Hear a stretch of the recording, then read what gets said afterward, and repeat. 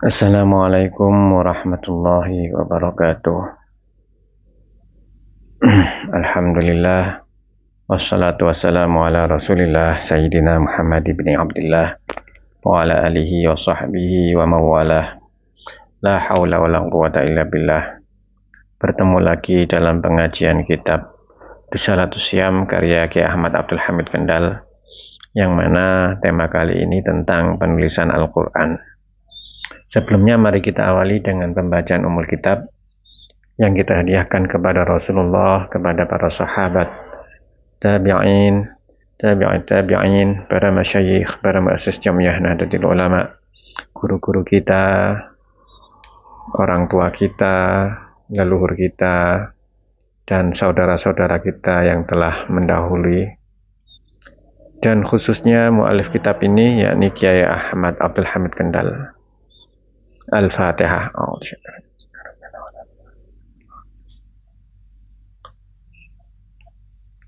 Bismillahirrahmanirrahim. Al-Quran dipun tulis. Penulisan Al-Quran. Junjungan kita Kanjeng Nabi Muhammad sallallahu alaihi wasallam punika ummi, mboten saged maos tuwin nyerat. Pramila sewektu-wektu Kanjeng Nabi keturunan ayat-ayat Al-Quran, sasampunipun dipun fahami maksudipun, lajeng dipun dumugiaken utawa waosaken wonten ngersanipun para menungso, khususipun para sahabat. Seperti yang kita ketahui bersama bahwa Rasulullah itu adalah ummi, yakni tidak bisa membaca dan menulis. Oleh karenanya, ketika Rasulullah mendapatkan ayat Al-Quran, mendapatkan wahyu, setelah beliau pahami maksud daripada wahyu, yakni ayat Al-Quran itu, kemudian beliau bacakan di hadapan para sahabat. Ya. Lajeng Kanjeng Nabi perintah ayat-ayat punika supados dipun tulisi wonten ngersanipun Kanjeng Nabi. Kemudian Kanjeng Nabi memerintahkan untuk ditulis di hadapan beliau. Lajeng dipun tulis wonten papah kurma, kemudian medianya menggunakan pelepah kurma, utawi wonten watu ingkang tipis, atau menggunakan media berupa batu yang tipis, utawi wonten kain atau menggunakan kain, utawi cucal. Dene sekretarisipun Kanjeng Nabi wonten 42 sahabat. Adapun sekretaris Kanjeng Nabi niku ada 42 orang, 42 sahabat. Antawisipun sahabat Sayyidina Abu Bakar.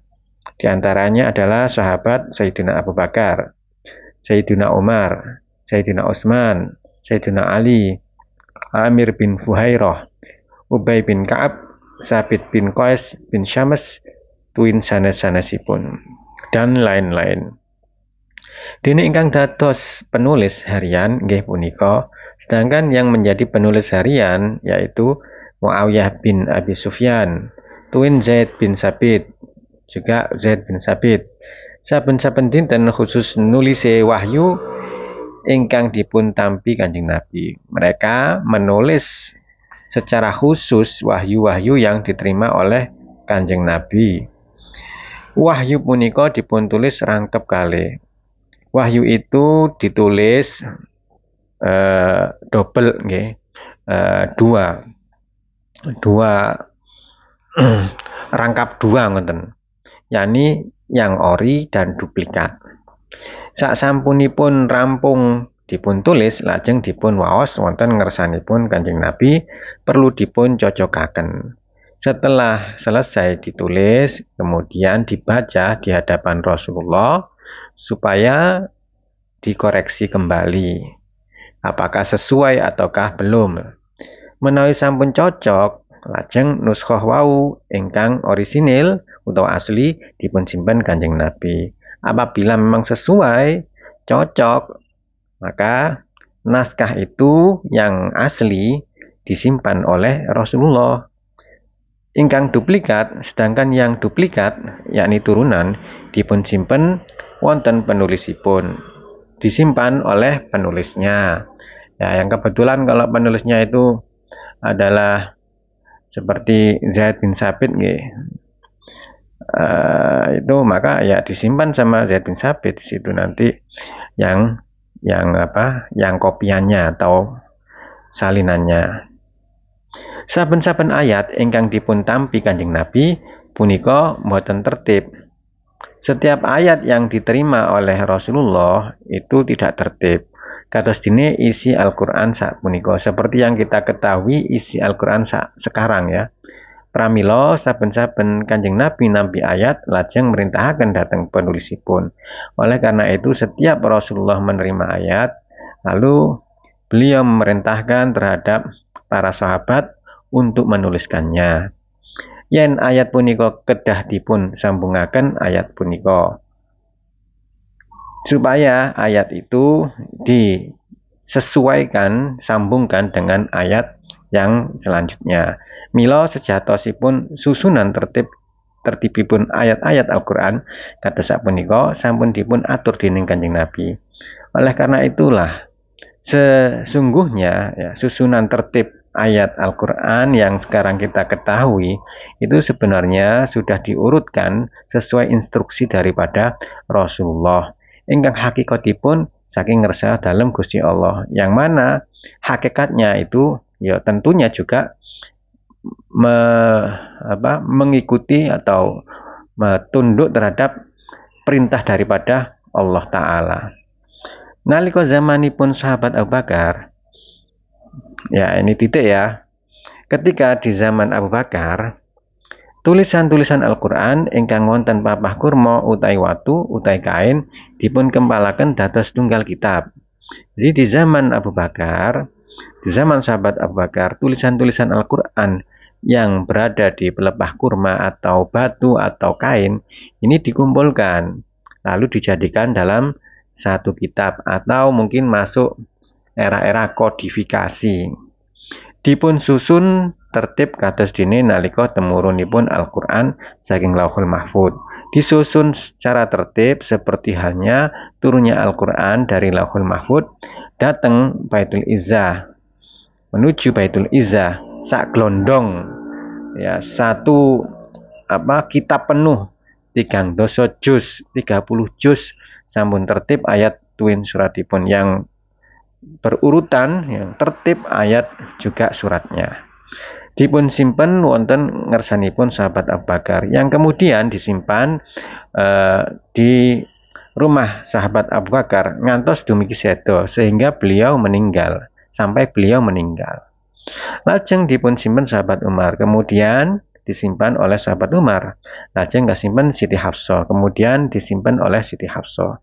Siti Hafsah ini salah satu daripada istri Rasulullah yang ditugasi untuk menyimpan Al-Qur'an, kan, mushaf garwa dalam Kanjeng Nabi. Beliau adalah istri daripada Kanjeng Nabi. Nalika zamanipun sahabat Utsman, panjenenganipun merintahaken dhateng Zaid bin Sabit, Abdullah bin Zubair, Abdurrahman bin Haris tuwin sanes-sanesipun. Ketika memasuki zaman sahabat Utsman ini memerintahkan Zaid bin Sabit, Abdullah bin Zubair, Abdurrahman bin Haris, juga sahabat yang lain sami nurun atau nulis Al-Qur'an ya, agar menulis Al-Qur'an nyambut nuskhah ingkang dipun simpen Siti Hafsah, meminjam naskah salinan yang disimpan oleh Siti Hafsah. Akhirnya nuskhah ingkang asli, naskah yang asli dipun simpen dening Sayyidina Utsman, disimpan oleh Sayyidina Utsman. Lajeng tulisan-tulisan Al-Qur'an wau dipun siaraken dhateng negari-negari Islam. Kemudian pada perkembangannya tulisan Al-Qur'an tadi yang sudah berupa mushaf yang menjadi kitab, kitab Al-Qur'an ini disiarkan atau disebarkan ke negara-negara Islam, kata sini Kufah, Basra, tuin sanes-sanesipun juga negara-negara yang lain. Jadi ini adalah sekilas tentang sejarah penulisan Al-Quran. Oke, sampun. Sekarang pasal tentang para sahabat Nabi yang hafal Quran. Faslun nerangaken para sahabat ingkang hafizul Quran. Nalika zaman sugengipun junjungan kita Kanjeng Nabi Muhammad sallallahu alaihi wasallam, kathah para sahabat ingkang hafiz Al-Quran. Di zaman Rasulullah masih hidup, banyak sekali para sahabat yang hafal Quran. Antawisipun nggih punika diantaranya adalah sahabat Abdullah bin Mas'ud, Salim bin Ma'qud, Mu'ad bin Jabal, Ubay bin Ka'ab, Zaid bin Sabit, Abu Zaid, Abu Darda, tuin sanes-sanesipun. Dahipun Kanjeng Nabi dawuh, hamilul Qur'ani hamilu rayatil Islami. Faman akramahu faqad akramahullah. Faman ahanahu fa alaihi laknatullah. Artosipun ngeten. Wong kang apal Quran iku wong kang nggawa genderane Islam. Mula sapa wonge mulyakaken wong kang apal Quran, mongko Gusti Allah bakal mulyakaken iku wong. Lan sapa wonge ngina wong kang apal Quran, mongko Gusti Allah nglaknati iku wong. Jadi wong apal Quran niku memiliki keistimewaan karena posisi dia seperti hanya dia membawa bendera agama Islam. Sehingga siapapun yang memuliakan orang yang hafal Quran, maka sama dengan dia telah memuliakan siapa saja yang memuliakan orang yang hafal Quran, maka Allah akan memuliakannya.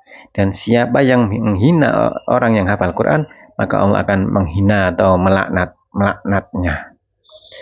Dene ngapalaken Quran punika hukumipun fardu kifayah. Adapun menghafalkan Quran itu hukumnya fardu kifayah. Saben-saben kenaipan atau kecamatan kedah wonten tiyang ingkang apal Quran. Setiap kecamatan, daerah, bahkan mungkin skala kecil lagi nggih kampung, ini harus ada yang hafal Quran. Menawi mboten wonten, apabila tidak ada sedaya tiyang Islam sak kenaipan atau sak kecamatan katetepan dosa sedaya, maka satu kecamatan akan mendapatkan dosa. Pramila, oleh karena itu monggo para sederek, wahai teman-teman, wahai saudara-saudara, putra-putranipun samiyo dipun perintah sami ngapalaken Quran. Anak-anaknya yuk diajak untuk menghafalkan Al-Quran, diperintah untuk menghafalkan Al-Quran. Ingkang sapunika tiyang ingkang apal Quran jumlahipun semakin kirang, di mana saat ini ya orang yang menghafalkan Quran jumlahnya sangat sedikit. Mugi-mugi Gusti Allah paring taufik tuwin hidayah datang kita sedaya. Semoga Allah memberikan pertolongan dan petunjuk kepada kita semua. Ini konteksnya waktu itu memang sangat-sangat sedikit orang yang hafal Quran nggih. Tapi kalau melihat saat ini, insya Allah sudah banyak yang hafal Quran. Hanya saja mungkin perlu penyempurna keilmuan yang lain seperti tentang sesucen ya toharohnya, terus adab atau etika daripada orang yang menghafalkan Quran ini harus diperhatikan. Nggak bisa hanya cukup hafal kemudian dia nggak punya etika, dia nggak ngerti cara sesuci, bahkan dia nggak paham dengan apa yang terkandung di dalam Al-Quran, sehingga dia tidak mencerminkan orang yang hafal Quran. Bahkan beberapa waktu yang lalu banyak orang yang mendaku sebagai penghafal Quran tapi akhlaknya bukan akhlak Qurani. Nah ini yang akhirnya menjadi bumerang, menjadi sesuatu yang mengerikan. Hafal Quran tapi tidak memiliki akhlak Qurani, jiwa Qurani. Dan ini sama dengan apa? Sama dengan tidak memuliakan Quran itu sendiri. Oleh karena itu, hafal itu bagus.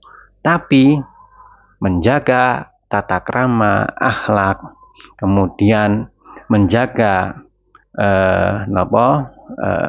adab etika sopan santun terhadap Al-Quran, seperti menutup aurat, tidak tertawa terbahak-bahak, kemudian ketika memegang Al-Quran itu benar-benar dipegang di dadanya, okay, dengan penuh hormat.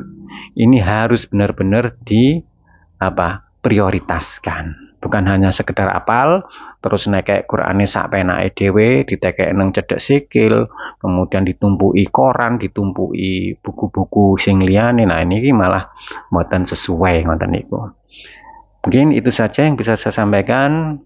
Kurang lebihnya mohon maaf. Assalamualaikum warahmatullahi wabarakatuh.